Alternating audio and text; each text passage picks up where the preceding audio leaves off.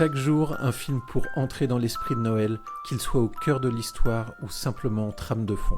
Il y en a pour tous les goûts.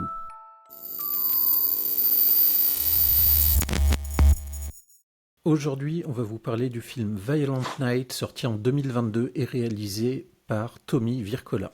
Greg, le pitch. Le Père Noël n'est pas le doux vieillard joyeux qu'on connaît. Lors d'une soirée de Noël, il se retrouve pris dans une situation de prise d'otage dans une maison luxueuse où une famille très riche est terrorisée par un groupe de criminels. Ces derniers, dirigés par un chef impitoyable, cherchent à voler une énorme somme d'argent cachée dans la maison. Thomas Wirkola est un réalisateur norvégien qui est connu pour avoir réalisé des films comme Hansel et Gretel Witch Hunters ou encore le film Dead Snow et bientôt à l'affiche le film Spermageddon, qui a l'air d'être un grand film. Quant au casting, on retrouve David Harbour, qu'on a vu à peu près tous, je pense, dans la série Stranger Things, et qui est accompagné d'un méchant qui est joué par John Leguizamo, qui est une tête ultra connue du cinéma et également des séries. Après, peut-être que Greg, tu seras plus apte que moi à donner des films dans lesquels il a joué. On peut citer pour le cinéma L'Impasse, entre autres, et au niveau série télé, on l'a vu dans Urgence. Pourquoi est-ce un film de Noël, Greg ? Alors, c'est un film de Noël déjà. Bon, logique, ça se passe à Noël, il y a le Père Noël, donc ça c'est la logique. Après, il y a plein de petits éléments. Par exemple, le groupe des méchants ont tous des surnoms, un peu comme on peut le retrouver dans un film comme Reservoir Dogs. Ils ont tous des petits surnoms et tous leurs surnoms sont en rapport avec Noël. Le méchant, le chef des méchants s'appelle Scrooge, le personnage de Dickens. Donc ça, déjà, on est dessus. Ensuite, ils font référence à des films de Noël. Enfin, surtout un. Ils font référence à Maman, j'ai raté l'avion. Alors, ils le citent déjà. Et ensuite, il y a des scènes dans le film qui ressemblent à du Maman, j'ai raté l'avion, en plus costaud, en plus trash, mais voilà, on est dans le même esprit. Et ensuite, on a des thématiques qu'on retrouve en général. On a la famille, la rédemption, la foi et la magie aussi. La magie de Noël qu'on voit un peu, qui est un peu utilisée là plus pour l'action et l'humour, mais qu'on retrouve. Du coup, pourquoi regarder ce film ? Parce que je pense que parmi tous les films dont on a parlé jusqu'à présent, c'est peut-être celui qui est le plus costaud en termes de violence. Euh, il y a également de l'humour. Enfin, c'est quand même très axé humour. Les scènes de violence sont sont toujours liées à Noël. Si on revient avec le rapport avec Noël, il y a beaucoup de situations dans lesquelles le Père Noël s'en sort en utilisant des décorations de Noël ou des choses comme ça.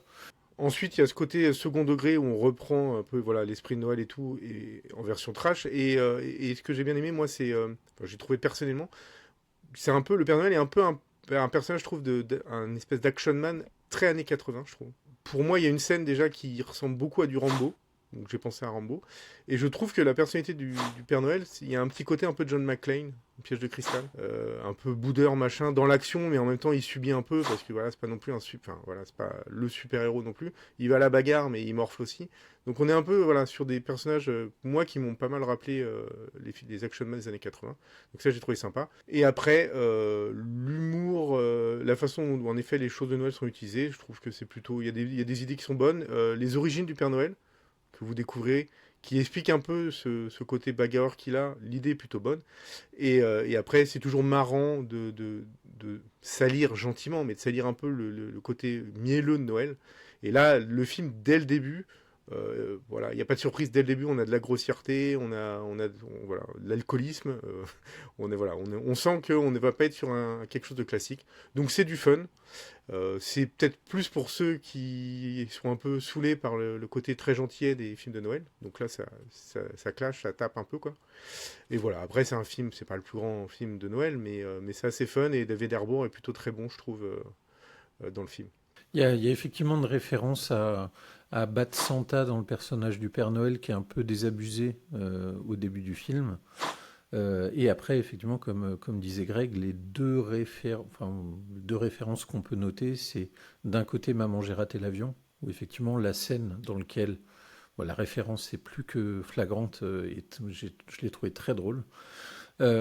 Et aussi pour ceux qui ne pensent pas que Die Hard est un film de Noël, clin d'œil, ça y fait penser aussi. Et là, pour le coup, le John McClane est en fait un Père Noël. Dites-nous en commentaire si vous avez vu ce film et ce que vous en pensez, sachant qu'on a trouvé que c'était un film qui était sympathique. Mais bon, c'est sûr, c'est pas un chef-d'œuvre du cinéma comme certains dont on a pu parler précédemment. N'hésitez pas à liker la vidéo si elle vous a plu, à vous abonner. On se retrouve demain pour le dernier film de notre série de l'Avent sur les films de Noël. À demain, Greg. Salut!